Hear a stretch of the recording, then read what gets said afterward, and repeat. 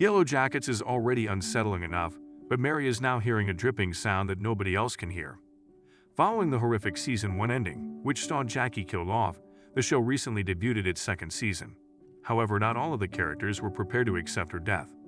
The longer the characters are trapped, the more their brains begin to play tricks on them. Jackie's best friend Shauna, who is expecting Jackie's boyfriend's baby, goes full Norman Bates, dressing up Jackie's corpse and holding imaginary talks with her. Even Ben is beginning to lose his sense of reality, and Lottie has transformed from a young woman having psychic visions into some sort of spiritual leader, a goal she still pursues today. Tissa also seems to lose consciousness and forget her activities, only to remember them when someone points them out and become troubled by them. It's obvious that everyone in the cast is dealing with the effects of living in isolation from civilization for such a long time.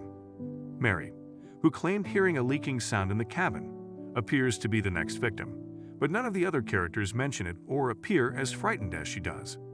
Based on how the other characters respond, Mary is most likely dreaming about the dripping sound. Hallucinations have already been experienced by other characters on the show, and Mary may soon experience them as well, according to the dripping sound. If the noise had no bearing on the storyline of the show, it would seem strange for her to bring it up. Her pals dismiss it, but there's probably a lot more to it than first appears. To demonstrate how severe their hallucinations had become, Mary and her companions all consumed Jackie's corpse together, while appearing to imagine they were at a Greek feast.